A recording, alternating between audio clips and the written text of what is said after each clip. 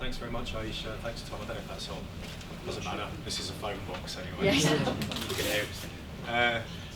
Yes, I'm here in my capacity as director and co-founder of Gamban, which is blocking software that blocks access to gambling sites and apps for people with gambling addiction. And what we found from our user base is a desire for a lot of people to block loot boxes and skins as well. And while we can block the third-party trading platforms where skins, which are acquired through loot boxes or through gamers purchasing them, the platforms that they're traded on, we can block those, but we can't block the actual loot boxes themselves. So I've been taking a very keen interest in loot box regulation and how this has come to pass, really, how this situation has come where effectively these gambling style products are marketed and accessible to people who are under 18.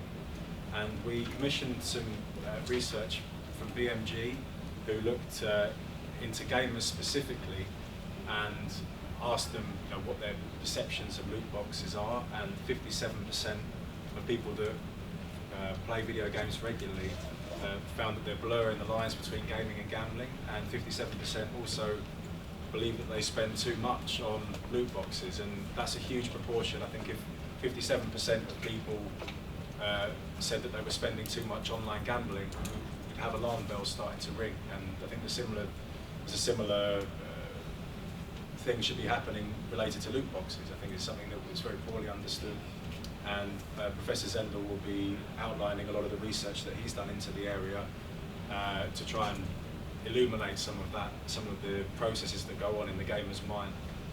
47% felt pressure to buy loot boxes in order to progress in the game. This is something that I think many gamers will recognise. These have become integral parts of a video game. I don't know about anyone in this room, but I used to play Grand Theft Auto, and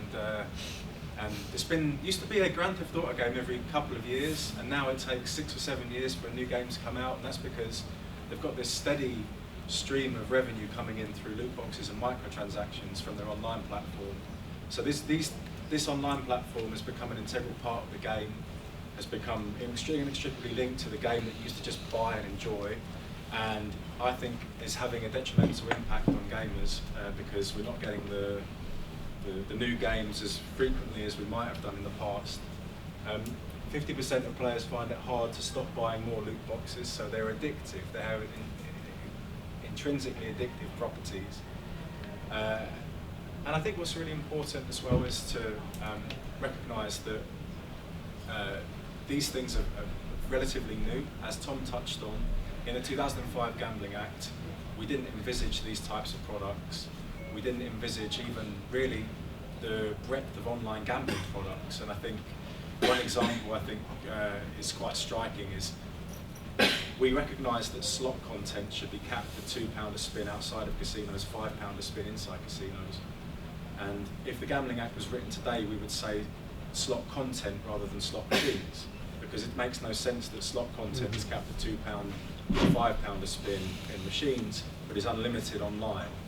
And I think in the same way, these gambling style products with loot boxes, Tom touched on this, it matters more that something of value is acquired through a process akin to gambling than something is acquired that can be cashed out. If you speak to young people who play these games, particularly EA Sports, the FIFA Ultimate Team in particular, they're spending money to try and get Cristiano Ronaldo or top footballers on Ultimate Team. Those things are of value to them. And if you're spending thousands of pounds to try and get that thing of value, that is gambling. And it doesn't matter if you can cash that out for money or not. It's a bit like, I think, if you had a raffle where tickets were £100, but you won in that raffle a Lamborghini, you could never sell that Lamborghini. The question would be, is that gambling? And I think most people would say, yes, it is.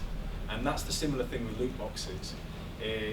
You're spending money to try and get something of value, and the legislation therefore needs to be updated. The definition of gambling needs to be updated.